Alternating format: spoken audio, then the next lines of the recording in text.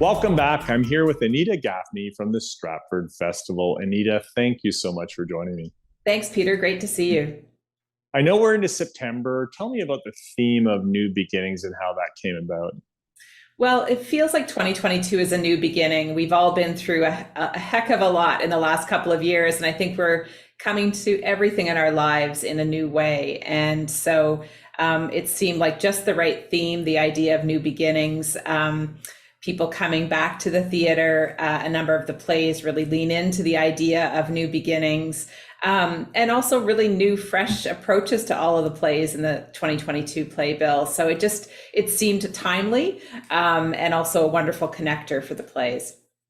Now, how exciting is it that the Tom Patterson Open? Tell us just how that's been going over. Yeah, it was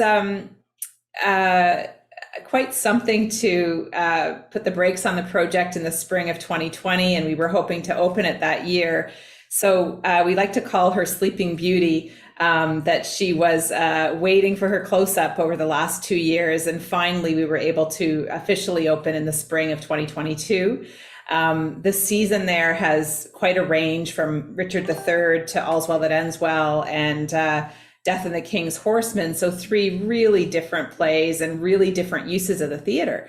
So it's wonderful to see people rehearsing in the space, working the space, and trying all the different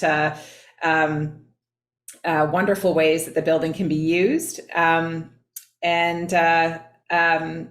I think people are really, I'm really delighted with the reaction to the building. I think it's an attractor. I think people find it very beautiful, but it's also quite magical being inside the auditorium and experiencing what kind of feels familiar. It's the same sort of shape as the old Tom Patterson Theatre, but it's quite, it's a very fresh and new building, but there's something beautifully familiar about it as well.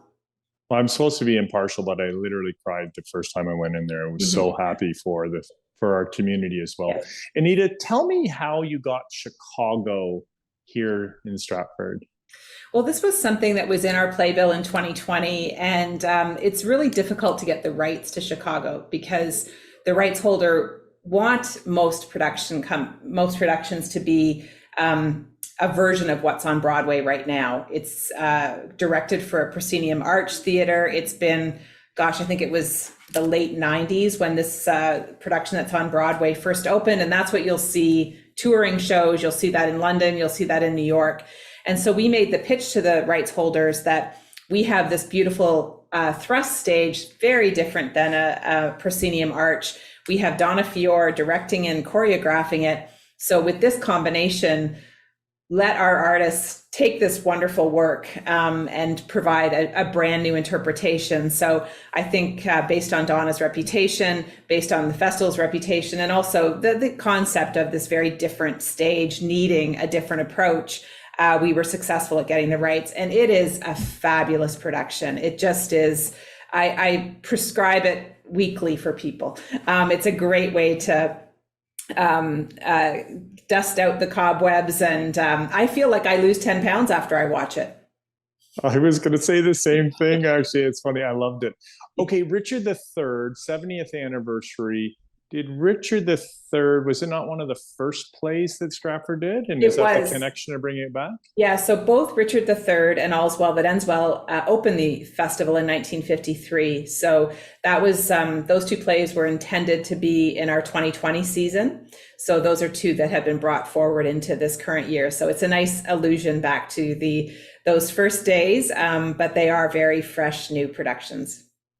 Well, Anita, thank you very much for joining me. And viewers, you can still get tickets to the end of October. The Miser, Chicago, Richard III, the list goes on. 1939 would be cool too. So get on their website and order some tickets. Anita, thank you very much for your leadership at Stratford and bringing it alive again this year. It's so exciting with new beginnings. Great. Thanks, Peter. Coming up next, we're going to talk to Deborah from the local.